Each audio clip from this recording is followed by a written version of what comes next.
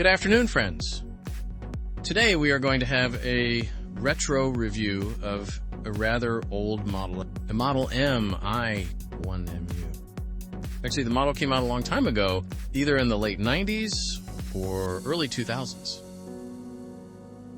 But is unfortunately still alternativeless for this machine, except by the firm of Fringe, which also released this car a very long time ago. This model is still not released by anyone.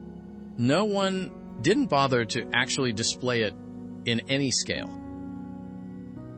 Yes, of course there were different models, very old companies, some vacuum formed, but they've all passed into history. As of today, only this box is made of rather flimsy cardboard, thin, two sides, in different languages with brief instructions and recommendations.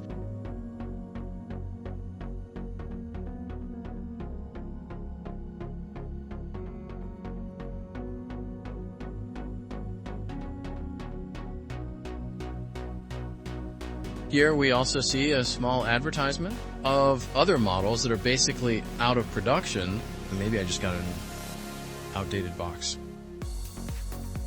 So what's inside?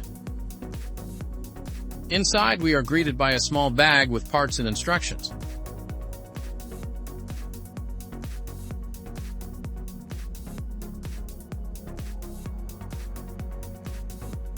So, decal. The instruction is a small, like this, booklet format A4, on which we see again a photograph, a brief history and symbols.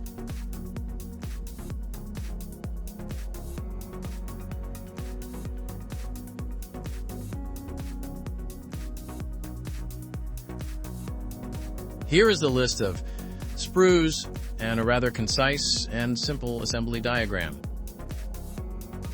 This shows all the various suspended armaments. These were prototypes, but we'll talk about that a little later. Here, the paint schemes, and the paint is Amodel for some reason. I guess that's how it was done back then. But here now, manufacturers tend to give more different model firms that make the paints. So decals. The decals we see are thin and matte. There's numbers. There's technical writing. But this dashboard here is done wrong. That is, it is made as an inversion. All scales are black for some reason. All outlines are black. It should be the other way around. The panel should be black and all the scales white. Therefore, it does not actually fit, unfortunately. Moreover, judging by the photos and drawings, this is an early version of the board. The Mi-1MU should have. There's a later version, a higher version, but we'll get to that later.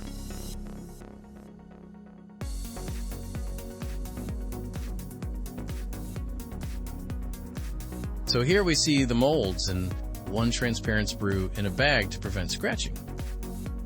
This is a low pressure injection molding, aka short run in English.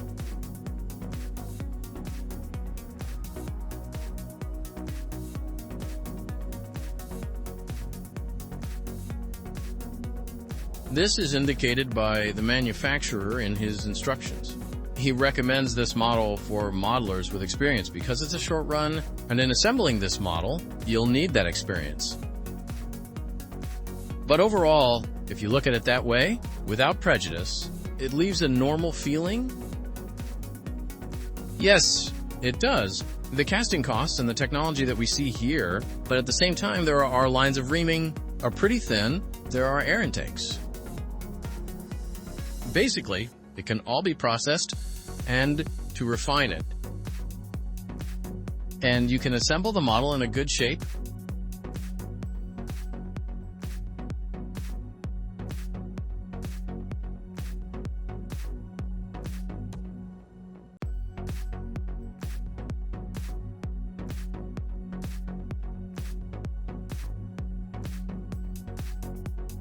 Here we see the hangars. These are the Norse blocks.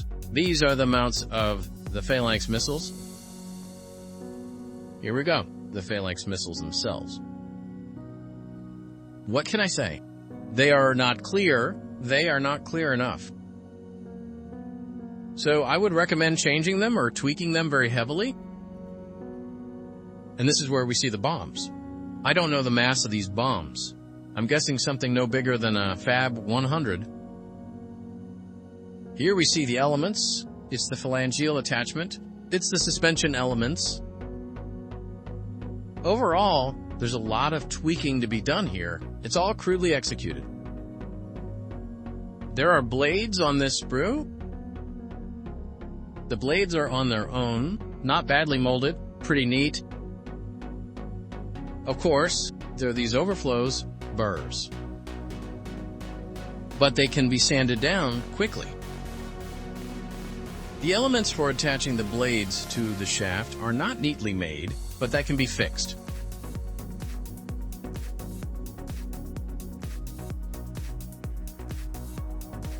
The wheels are not badly made. Normal wheels, if you put a little bit of minus, and it will look good. The same assembly of skew odomatism attachment. Is that what it's called? It's pretty detailed. For a short run, and if it's neat and tidy and add details, it'll look pretty good.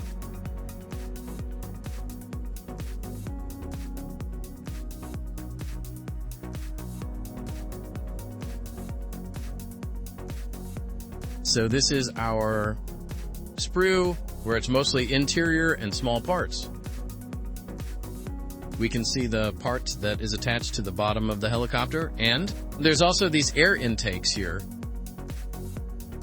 That's why it's made as a separate part, that you can work them well, and it'll look neat. This helicopter, this model is available in 2 versions, i.e., you can assemble both M modification and MU respectively. There is a rear sofa. For the M variant, there are 2 chairs for the MU variant, i.e., the training one. That cockpit definitely needs modifications because there should be stiffening fins.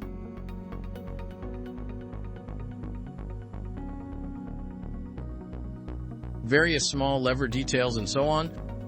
There's actually some interior elements. Here are the levers, but they will need to be refinished, that's for sure.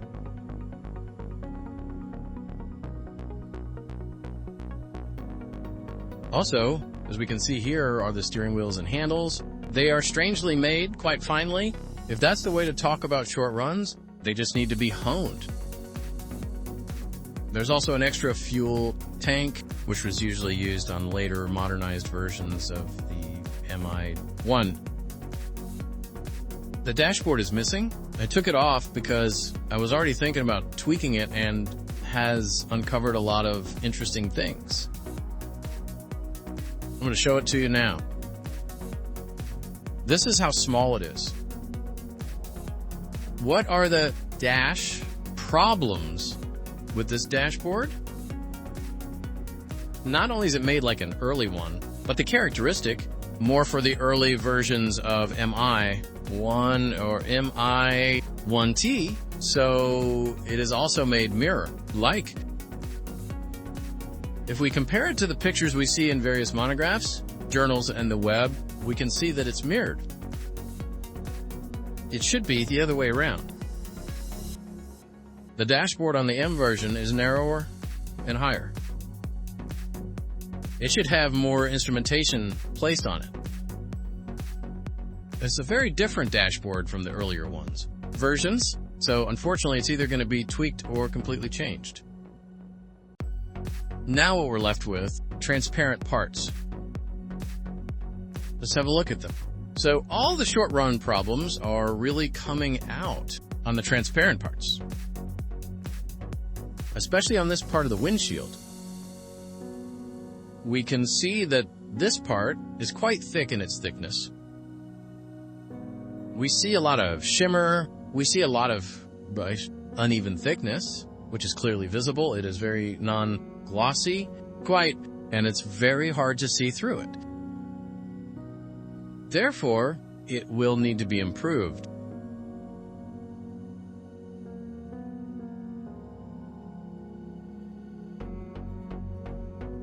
We can see how the image is distorted through the windshield. It would be very hard to see anything through it. The doors are made better. The doors are made more finer and more transparent without the usual air bubbles inherent in the technology. Short run, A-model models. I don't observe them here. They are practically non-existent. But it's definitely necessary. Polish these parts or replace them with vacuum-formed parts. Let's summarize. What can we say? For its time, it was quite a decent and interesting model. It did not have any worthy analogs. But at this point, it is certainly obsolete. But it remains without an alternative, and if someone wants to collect Mi-1, especially in such a modifications, then you will have to make this particular model and you will have no other options. That's all I'm saying. Goodbye. Subscribe to my channel. Like it if you like it. My video.